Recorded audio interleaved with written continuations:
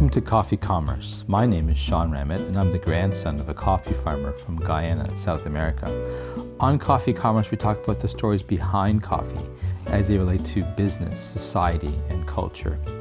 Just long enough for you to enjoy a cup of coffee. We've been talking about spies, in particular government spies, in coffee houses from the Ottoman Turks to France and even to Britain.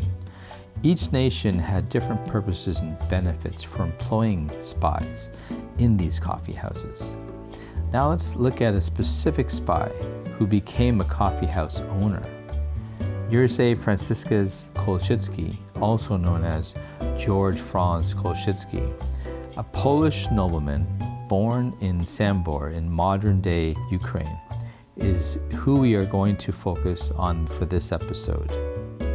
Kolasinskis led an eventful life as a soldier and then as a spy.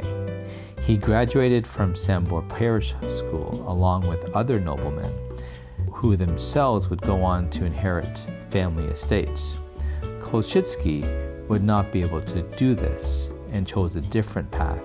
He became a military man. It's quite possible that he served under the prospective king Jan Sobieski. King Sobieski will most certainly be a key figure in Kolasinski's future.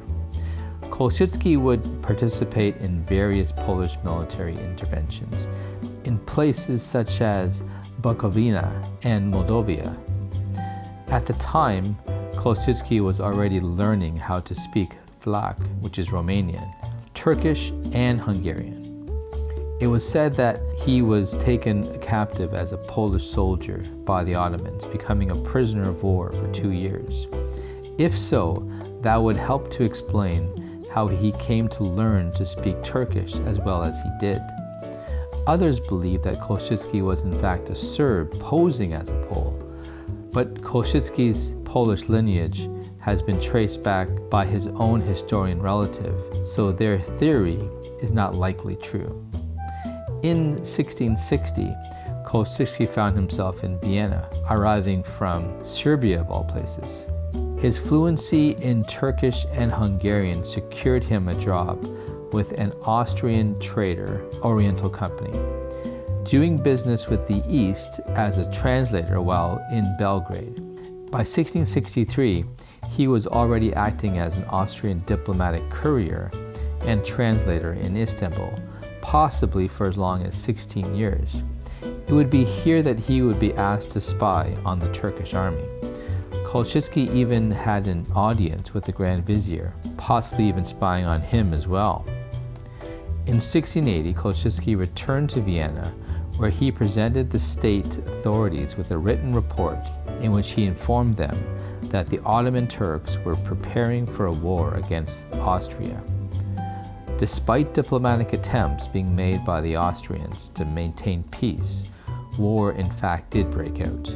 On the 13th of August 1683, during the 5th week of the siege of Vienna by the Great Turkish Army, Kolasinskis, along with his servant Jan Mikulowicz, sneaked out of the city at night. Kolasinskis was on a secret mission for the commander of the city's defense, Count Strahlenberg. The goal of the mission was to send out a plea for help, dressed as a Turkish soldier, and using Kolasinskis' experience with the Turkish language and culture, the two men managed to pass through the enemy camp unnoticed. The German writer Eberhard Happel described the passage in this way: when it began to dusk a little, an endless sea of Turkish tents unfolded before his eyes. The sight made him wonder which route to choose to pass through the camp. Nevertheless, he kept moving on together with his companion, and to divert any suspicion from the minds of the Turks that were riding past them, every now and then he sang a merry song in their language. The Poles eventually reached the chief commander of the Austrian forces, Duke of Lorraine, Charles V, whom they presented with letters from Viennese officials and informed about the city's desperate situation, the lack of ammunition, and disease spreading among the townsfolk. They also shared the intelligence about the Ottoman camp, that they had acquired during their journey. The two Polish messengers then returned to the besieged city, using the same ploy as before to bring back word from the Duke that rescue was on the way. The good news of help on the way boosted the morale in Vienna, which proved to be enough to hold off their attackers until the famous Battle of Vienna of September 11th and 12th, 1683, when a coalition of international forces led by Polish King Jan Sobieski III won a stunning victory against the Turks, saving the city. It is very likely that Kolasinskis' intelligence about the Turkish position, and as he passed through the enemy camp, most probably played an important role in that victory. At this great victory, King Jan Sobieski III was heard saying, "Bene vidi Dios vici," which is "I came, I saw, and God conquered," giving credit for his victory to God. This was an alteration to the famous Julius Caesar statement, "Veni vidi vici," "I came, I saw, I conquered." In the commemorative painting from 1883 called Sobieski at Vienna by Jan Metrovic, Kolasinski is depicted in the upper left-hand corner. Vienna rewarded Kolasinski for his courage. He received a house and a substantial sum of money. But what he wanted most was something else entirely, almost unusual, you may say. With some convincing, he was allowed to run a small coffee house. At that time, Kolasinski's idea to open a cafe must have seemed rather odd, as there were only a handful of establishments around Europe. Coffee wasn't as popular as it is today. Since Kolasinski had been in Istanbul before the war, he would have discovered local coffee culture, which was more mature there than it was in most of Europe. The Polish spies saw the potential in this new venture. There was another key factor at play. He was in possession of a huge amount of fresh coffee beans.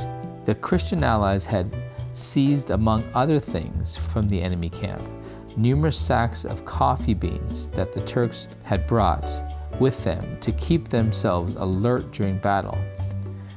The allies thought it to be camel feed and were going to burn it, but Kolasinski, who was aware of the value of this, managed to keep plenty of it for himself. Apparently, after the victory, King Jan Sobieski III summoned him to reward him for his efforts, allowing him to take anything he pleased from the loot that were recovered.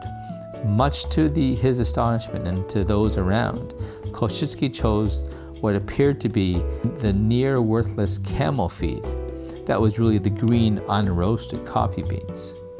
What we can say for sure is that Kolasinski opened one of the very first cafes in Vienna. The fact that he opened a popular coffee house in the city is beyond any doubt. For a long time, one of the houses on Singerstrain Street was even established with a plaque saying, "Here in 1683, Kolasinski opened the first coffee house in Vienna." His new coffee business changed addresses, and it was only after some time that he returned to his previous original address under the famous name, the Blue Bottle. The name was a recognition to his second wife. Supposedly before the two were married, she had nursed Kolasinski back to health after he had been wounded defending the city, using medication stored in a blue bottle. The place quickly became popular and most frequented by Viennese aristocrats such as Count Stromberg himself. To amuse his guests, Kolasinski would greet them wearing a Turkish outfit. Rather than shaken, not stirred, this former spy would likely have asked black or with milk. Kolasinski apparently was the first person to come up with adding milk to coffee. Knowing that his patrons would not be accustomed to the harsh taste of coffee, Kolasinski would add milk and sugar. Kolasinski is considered to be the first to mix the black and white beverages together, and apparently is the one who invented the classic Viennese drink Werner Melange, a coffee drink similar to the cappuccino. Some even claim that he convinced a local pastry chef to make the Blue Bottle guests special crescent-shaped rolls commemorating the victory over the Ottomans, which later evolved into the French croissant, symbolizing the crescent moon of the Ottoman Turks. The Polish spy would not be the only hero of the day. Before the siege of Vienna, some bakers, hard at work in the middle of the night, heard the sounds of the Turks digging and alerted the city defenders.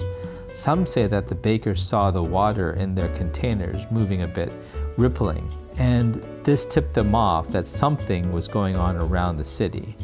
This advance warning gave the defenders enough time to do something about the tunnels that the enemy was building.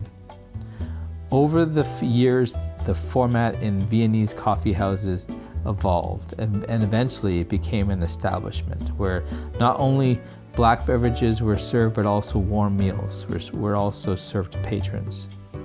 And newspapers were provided. Also, it became a place of intellectual and cultural discussion where artists, thinkers, and musicians would gather, debate, entertain, and inspire.